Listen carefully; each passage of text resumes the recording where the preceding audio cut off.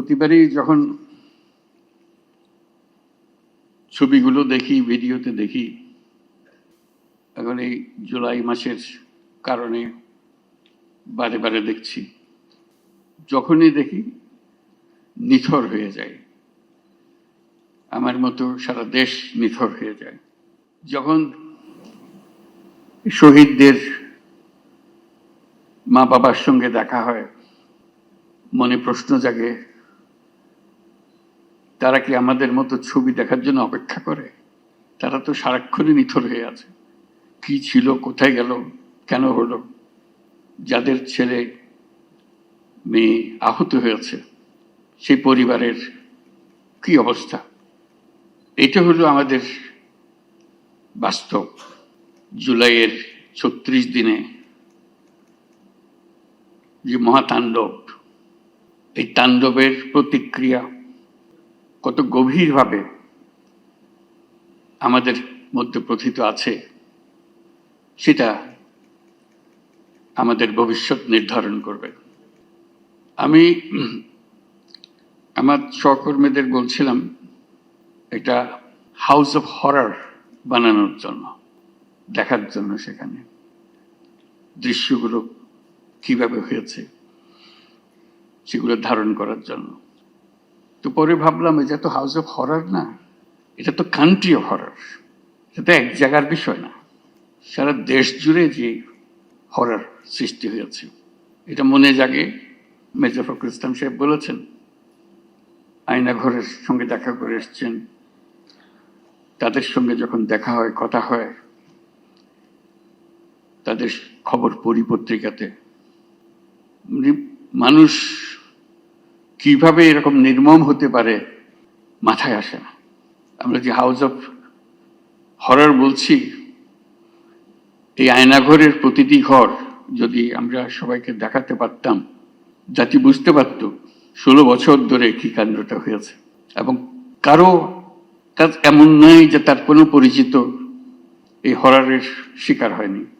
House of horror করতে হলে আমাদেরকে জায়গায় জায়গায় ছোট ছোট ঘরগুলো, যেখানে মানুষকে বছরের পর বছর নির্মমভাবে অত্যাচার করেছে, যেখানে ইলেকট্রিক চেয়ার রেখেছে, যেগুলো তো আমাদের সবার দেখারও সুযোগ হয়নি, সেই কাহিনীগুলো মিলে আমরা আমাদের এই বাংলাদেশ, এখন আমাদের সার্বিক প্রচেষ্টা, এটার থেকে যদি আমরা শিক্ষা পাই, যে দেশটা আমরা গড়তে চাই, এটা মুখের ভাষার একতা না, যেটা বললাম বলে গেলাম ওরকম না, গভীরভাবে যেখানে আসবে, আমাদের তরুণরা শিখে আসবে, এই দেশ একেবারে নতুন করে বানিয়ে আনতে হবে। এটা উপরই একটা প্রলেপ দেওয়ার পরিবর্তন না, গভীরতম ভাবে পরিবর্তন। সে গভীরতম পরিবর্তন যদি না করি, যেই স্বৈরাচারের বিরুদ্ধে আজকে আমরা কথা বলছি, আবার ঘুরে ফিরে এসে চলে আসবে, এক ভঙ্গিতে না এক ভঙ্গিতে চলে আসবে। যতই আমরা আইন কানুন সামাল দিই, যতই সংস্কার করি, যে সংস্কার আমাদের দরকার, সেই সংস্কার আরো গভীরের সংস্কার। এই সংস্কার গুরুত্বপূর্ণ, আমি অস্বীকার করছি না, অত্যন্ত গুরুত্বপূর্ণ। কিন্তু আমার আবেদন হচ্ছে, আমাদের জাতির ভেতরে এমন কিছু রয়ে গেছে, যেটা যত শাস্তি দিই, যত কিছু দিই, ওইটা বোধহয়, ওইটার বীজ বোধহয় আমাদের মধ্যে থেকে যাবে। এই বীজ থেকে আমরা কিভাবে মুক্তি পাই, এটি আজকের জানার বিষয়, আমাদের চ্যালেঞ্জের বিষয়। এটা কয়েকটা কাগজের সংস্কার না, এটা মনের গভীরতর জায়গার সংস্কার। মানুষ হিসেবে আমাদেরকে নিজেদের কাছে পরিচিত করা, যে আমরা মানুষ বলতে আমরা নিজেদের কি বুঝাই, সেটা করা। আজকের এই জুলাইয়ের যে শিক্ষা, সেই শিক্ষাটা হবে আমরা সেভাবে নিজের থেকে, আবার এটা আমাদের ভেতরে আছে, আমাদের যে নাই তা না, কিন্তু এটা গভীরে ঢুকে গেছে, এটার থেকে বের করতে পারতেছে না। আমরা যেন সেটাকে আবার নতুনভাবে আমাদেরকে আবিষ্কার করতে পারি, তাহলে জাতি হিসেবে আমরা পুনর্জন্ম লাভ করব। জুলাই আমাদের পুনর্জন্মের মাস। এটা শুধু স্বৈরাচারী মুক্তির বাস না, কতগুলো আঙ্গিক বিষয়, কতগুলো প্রলেপ বিষয়, এটা দিয়ে আমরা মনে করি যে আমরা কাজ করে ফেলেছি। সেখান থেকে যদি আমরা বিদায় করে মনে করি যে কাজ হয়ে গেছে, তাহলে আমরা বড় ভুল কাজ করলাম। আমাদের আগামীতে এখনো সুযোগ আছে। জুলাইয়ের শিক্ষা এখনো আমাদের কাছে তাজা আছে। মাঝে মাঝে ভয় হয় এই শিক্ষা ক্ষয়ে যাবে, ভুলে যাব, আবার অতীতের মতো ভাষা রপ্ত হয়ে যাবে, আবার সেই ভাষা ব্যবহার করব, আবার সেই ব্যাখ্যা ব্যবহার করব। সেই দিকে যাতে আমাদের যেতে না হয় আর কোনো দিন, এই পথ একেবারে বন্ধ করে দেওয়া। এই পথের কোনো ঠিকানা আমরা যাব না, আমাদের নতুন পথ রচনা হবে, সেই পথের দিকে আমরা যাব, সেই আমাদের কমিটমেন্ট। আজকে জাতিসংঘ যে ভূমিকা পালন করেছে সেটা স্মরণ করার জন্য আমরা এখানে এসেছি, তাদেরকে ধন্যবাদ দেওয়ার জন্য এসেছি। আমি সেই কথাগুলো বলি। Distinguished guest, honorable political leaders, colleagues, friends, and my dear friend Huma Khan. Today we gather to mark the first anniversary of the July uprising, a moment of profound significance in the history of our nation. It was a moment when thousands of Bangladeshis, men and women, most of them young, stood up against tyranny and reclaimed the dignity and future of our country. Their courage spoke not only for our people, but for humanity. On this historic occasion, I wish to recognize the steadfast support of the international community, particularly the United Nations, which has always stood beside Bangladesh, beginning from the War of Independence in 1971, coming to the Rohingya crisis, and again during the dark days of July and August last year.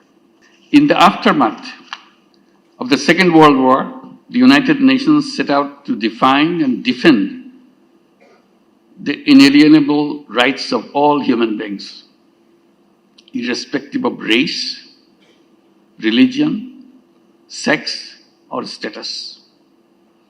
The Universal Declaration of Human Rights emerged as a moral compass for our world, and its principles have been embedded in our own constitution, Bangladesh's constitution. Yet, over the past 16 years, these rights were repeatedly denied to our citizens.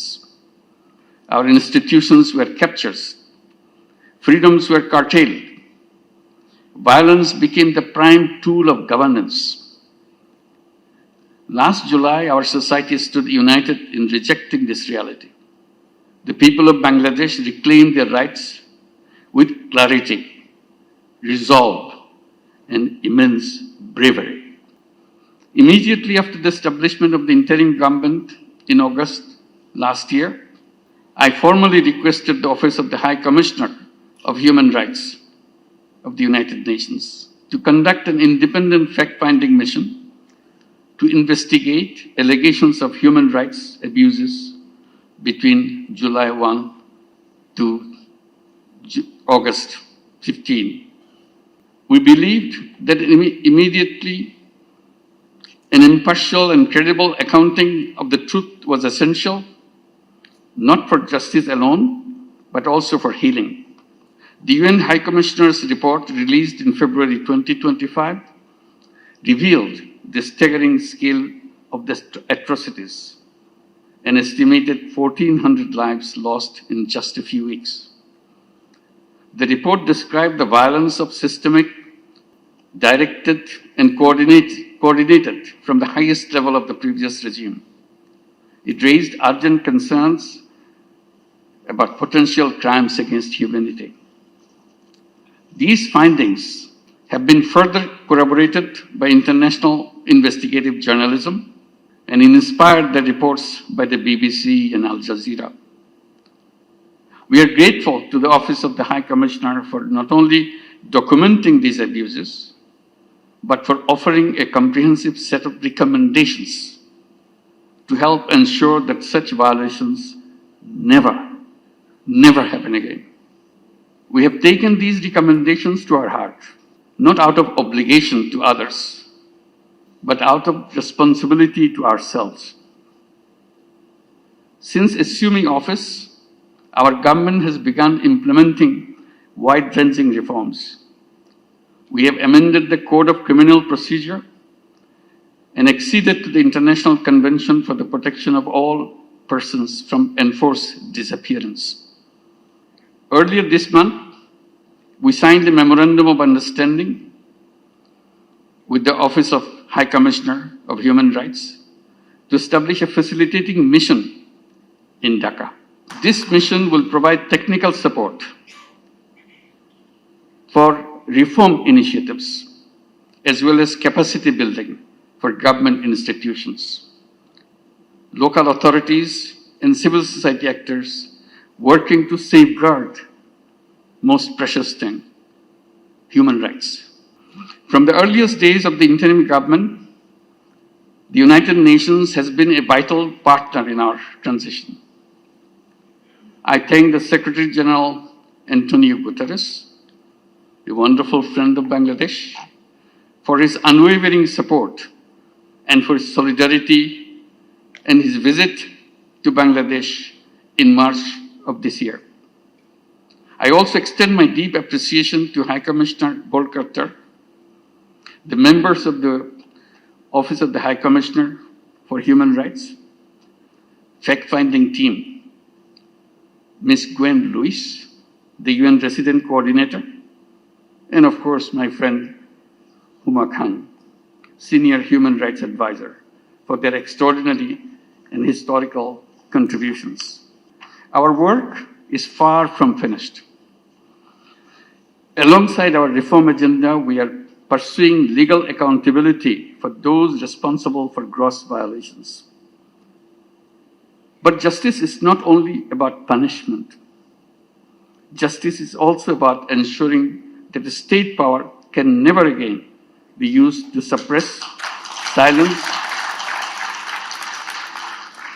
or destroy its own people. We are working to build a broad national consensus around a renewed political system. These are not just words. These are something to be embedded in our heart. One that delivers inclusive, participatory, and credible elections. The goal is clear: to establish a society where all Bangladeshis can live in peace, with freedom, with dignity, and with pride. As we reflect on this year, on the past year, we remember those who gave their lives in pursuit of that vision. Their sacrifice paved the way for a new chapter in our history. They created a new Bangladesh. That's their dream.